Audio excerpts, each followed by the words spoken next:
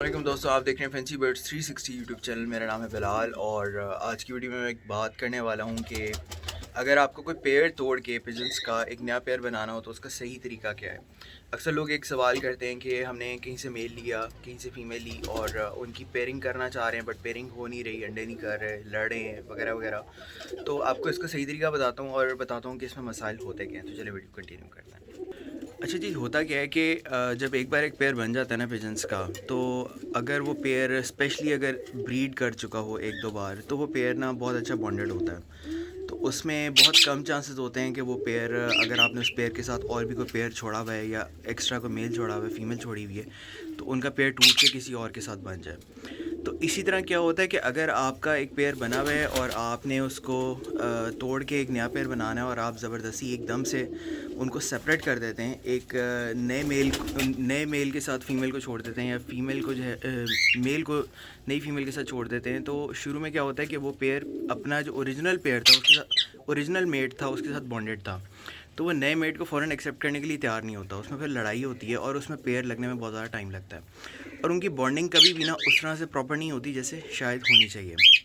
तो इसका सही तरीका क्या है, आपको जब भी कोई पेयर तोड़ना है ना, तो सबसे पहले ना उनको अलग कर लें, अलग केजेस में बंद कर लें। फॉर एग्ज़ाम्पल मेरे पास ये एक ब्लैक अमेरिकन फैंटेल की फ़ीमेल थी, माशाल्लाह ब्रीडर फ़ीमेल है, 2-3 दफ़ा ब्रीड भी कर चुकी है। तो इसी तरह मेरे पास एक ब्लैक में जो है ये मेल है, यहाँ से आपको शायद अंधेरे में इतना आइडिया ना हो रहा हो। एनीवेज, तो ये माशाल्लाह बहुत बहुत प्यारे बर्ड्स हैं दोनों, लेकिन ये इनके अलग अलग पेयर लगे हुए थे। इस मेल का शायद किसी फोस्टर की फ़ीमेल के साथ पेयर बना हुआ था और इस फीमेल का एक वाइट इंडियन फैंटेल के साथ पेयर बना हुआ था। तो मुझे ये पेड़ तोड़ना था, तो अब इसका मैं तरीका क्या, मैं किस तरीके को फॉलो करता हूँ कि मैं एक सेपरेट केज में दोनों को बंद कर देता हूँ, अलग अलग रखता हूँ और एटलीस्ट एक हफ़्ता इनको अलग रखता हूँ मुकम्मल। उसके बाद क्या होता है कि मैं ऑब्वियसली ये भी देखता हूँ कि यार ये मोल्टिंग पे तो नहीं है। तो अगर तो बर्ड मोल्टिंग में है ना, तो फिर वो थोड़ा सा कम हीट पे आएगा। अगर बर्ड मोल्टिंग में नहीं है तो वो जल्दी हीट पे आ जाएगा। एक हफ़्ता बहुत टाइम होता है। और बस उसके बाद एक हफ़्ते के बाद मैं क्या करूँगा कि जो मेल का केज है, मेल के केज में फ़ीमेल को छोड़ूंगा, फ़ीमेल के केज में मेल को नहीं छोड़ूंगा।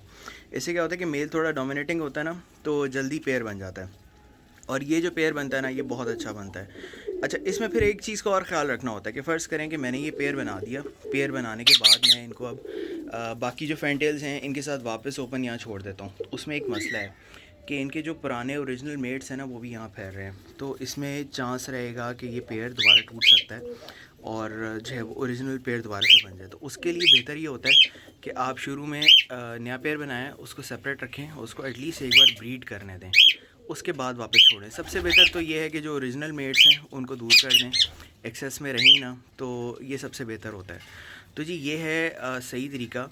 अगर आपको पिजन्स का एक पेयर तोड़ के एक नया पेयर बनाना है और आप चाहते हैं कि वो अच्छा बॉन्डेड पेयर हो, तो इस तरह से आप फॉलो करें इंशाल्लाह बॉन्डेड पेयर बनेगा।